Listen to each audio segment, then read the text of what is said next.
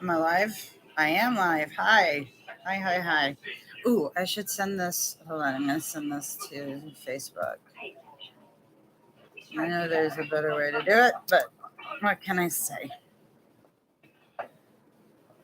Okay.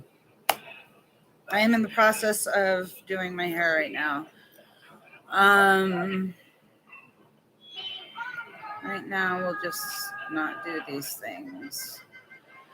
So, to those of you who do not, okay, and ignore this, I have a cyst about the size of a golf ball that surgically got to be removed next week. So, yeah, I just, but I'll tell you, it's not like you're seeing anything you wouldn't see at a beach, okay? So give me a break. People are always so quick to judge. Excuse me. Now, I don't even know what I'm going to talk about here. I have been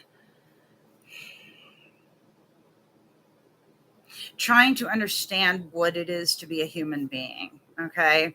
So, what I mean by that is it feels like everybody else knows what they're doing. And, we all think this, right? Everybody else is doing better than we are. Everybody else, blah, blah, blah, whatever. It's bullshit. It's all bullshit. Oh, I don't have another one. Wait. Nope. Wait. There we go. Maybe. Nah, motherfuckers. Okay. So, anyways, here's the deal. This page is about my journey. If you want to be a part of it, so bad. If you want to be a part of it, feel free to be a part of it and log and subscribe. I hope to start doing more videos that will talk about the disorders, specifically the ones that I have. Okay. I'm an adult survivor of childhood trauma and abuse. I was traumatized for 11 years of my life straight without pause.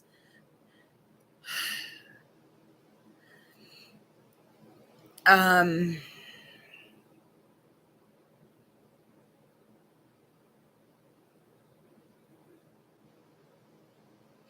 doing the best I can, and so one of the reasons that I'm putting this out there, and maybe somebody will see it, is that depression is fucking hard.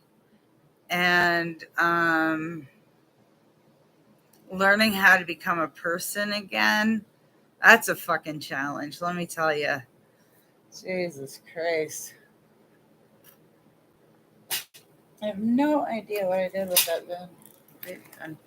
Anyways, so, it's like the first part of my life I spent in a daze because my head was constantly in the clouds, as everybody was so fond of saying. Get your head out of the clouds. Fuck you. They're still in the clouds, by the way. Hold on. I know there's one in here. Oof. Good. Okay. Hopefully it works. So, I'm an adult. I'm an adult survivor of childhood trauma and abuse, as well as PTSD from 9/11. Now, I have a story to tell, and I'm going to write the book, and I'm also going to put sections in there to help people learn more about themselves, because that's what I had to do just to get to this point. Okay. And it's not like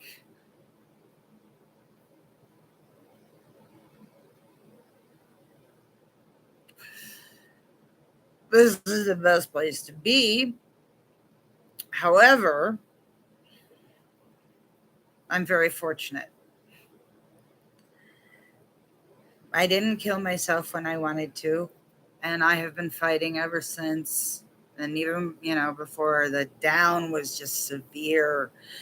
The trauma that I went through, 11 years of being tortured and abused, and thrown from foster home to my mother to foster home to my mother to foster home. It's like at some point when the file gets this big, that's when you're supposed to go, maybe we have a problem here. But instead, they let it go on until the day she killed herself, Christmas Eve.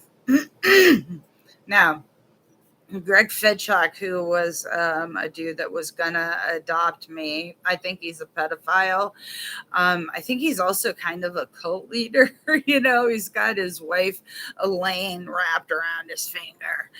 But why was I talking about them? Fuck. See, this is why it's hard when there's nobody on, because I'm like, what the fuck was I talking about? So that's going to happen a lot, just so you know. That's just a part of the disorders that were given to me, my legacy from those 11 years. And it's fucked my life ever since. And I am so tired of it. And I hurt. But I'm going to keep living. I'm going to keep fighting. I'm going to keep going for it. And I'm going to keep telling my story, only now I'm going to be using this platform. I hope that if you have a negative feeling to this video, because I'm probably going to keep talking, I hope that you write a note nicely so that I can respond to it. Because if there's a negative feeling, it's not my fault, sweetheart. It has to do with you. And I would love to help you with that. So there's that. Guys, one of the biggest things you have to understand about healing is that you have to choose it. And not only do you have to choose it, you have to be willing to go to the darkest place imaginable. Everybody's is different, but you got to be able to go back there and say that this is not my reality anymore.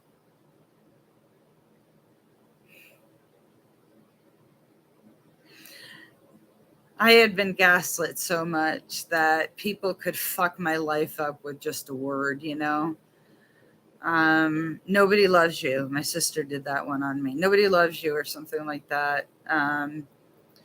And, I've got my home in New York, my bed, my mom loves me, all this shit. But of course, fucked me up. The funny thing was, I went out of the room and I'm like, wait a minute, this is my fucking room. And I went back in and kicked them out. And then I just left the next day. I was like, that was my grandma's funeral type thing. I had never been close to them. I always wanted to, but I couldn't because of the religious fanaticism.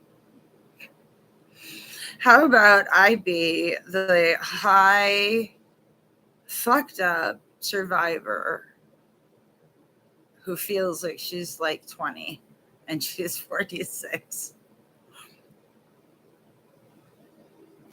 And she doesn't really care what's appropriate. I really don't. But I was talking to my psychiatrist today, and one of the things that I had been saying is that, I don't want to change for anyone, right? I want to change for myself. I want to change so that I can deal with these triggers that come up, deal with my reactions, accommodate this disorder that's within myself, and, hopefully wean me off the goddamn Xanax. Now,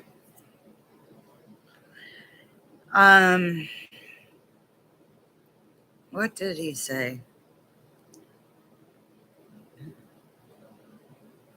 Can't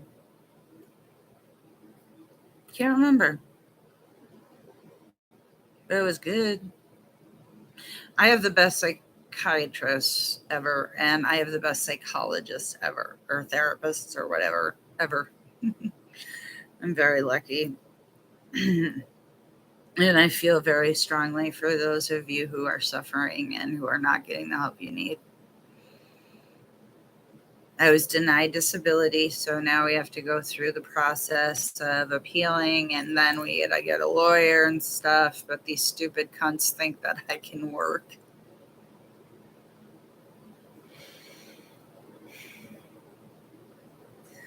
I mean, I have trouble concentrating for 2 fucking seconds. I lose my train of thought in the middle of a word.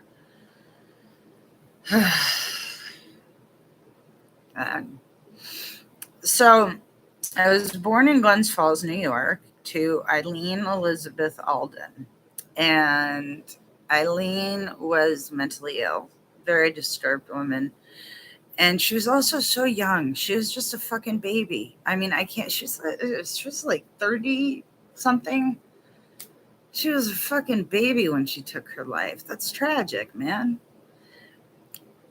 And, it's like Fed shocks. I started to say this earlier. Fed shocks would torture me, and psychologically, and be like, you know, um, he would go into description about how it must have felt to have the water going in your lungs and blah, blah, blah. And he would say it was your fault that she died. You killed her. And I believed it because I was a conditioned kid. And the thing is, my grandmother and I talked to my mom before it happened on Christmas Eve. And I think that I was crying because I really wanted to be with my mom. But Warren County wouldn't let me be with my mom.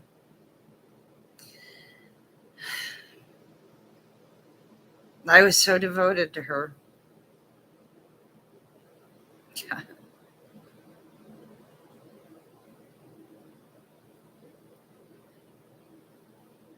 Anyways, so I cried, and then I think Grandma got on the phone and she yelled at her, and those are the last words that either of us spoke to my mom.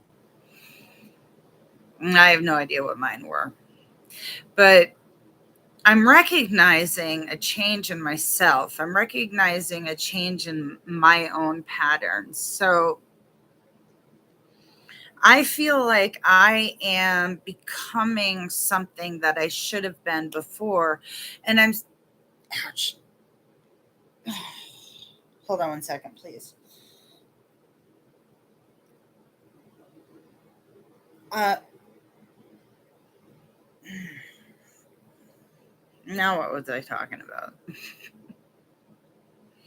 I could have been a contender. Oh, God. All right. Fed shocks. Yeah. So they would do that. And, among other things, read the book if you want. But I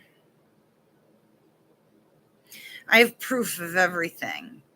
And that's what blows me away. I cannot believe that the. I should use a better camera next time. But I cannot believe that they. Oh, God, really? I forgot who. Hmm. Fed chalk bad. That's all I'm saying. Greg and Elaine fed chalk in New York. Bad people. Bad people. Stay away. It is hard trying to figure out who the fuck I am with these medications that I'm on. Everything's fucked up with the THC, which helps me. It still fucks me up a little bit. And I'm on so many medications right now and antibiotics and shit. It's ridiculous. And I have to have a surgery, which scares the shit out of me, but I have to do it because I'm not leaving this for future future Phoenix. I'm not leaving that for future Phoenix to deal with. So I'm doing it now. And I'm having two others removed. Like I have a little one on my arm, and then I have one on my breast. It's a little bit further down, but it's just clogged pore or something.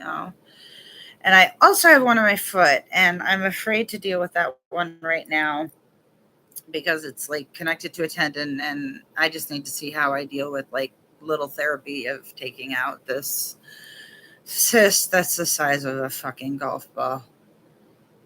Tomorrow, I am going to go to my cousin's area. I'm going to Green Bay to celebrate my cousin's daughter's graduation. And so I have a present for her, and it's one of my pictures that I really like, and it's sort of a beginning type thing. It just contemplation. I look at it and I feel contemplation. It's pretty cool.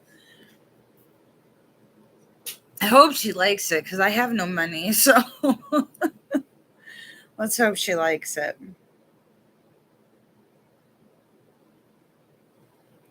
So let me see. Let's talk about what I remember growing up.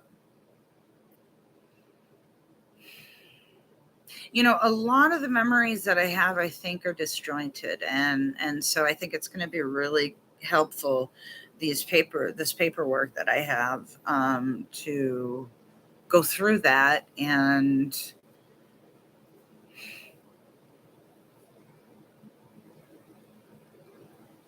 organize it and tell my story. I feel like I have to tell my story.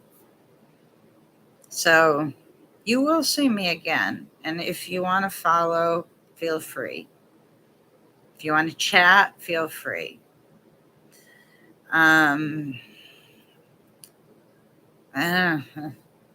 is it, man. I'm not putting a pretty face on depression. I'm not putting a pretty face on complex post-traumatic stress.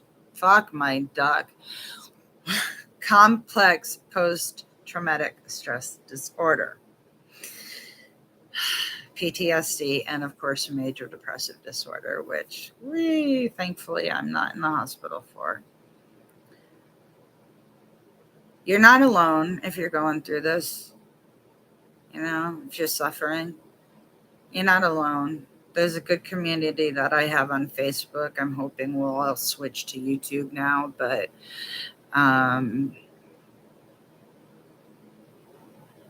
life doesn't have to be this hard. It doesn't have to be this painful. It doesn't have to be this bad.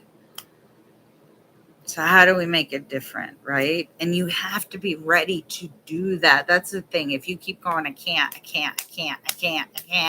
you're punching your face into the motherfucking wall. Stop it. You can.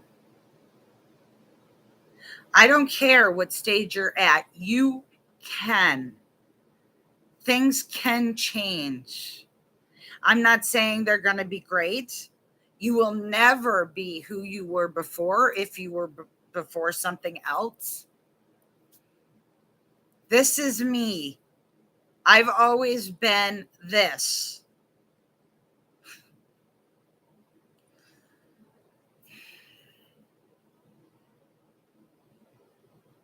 When I first started the Facebook page, I had a woman tell me she was going to kill herself.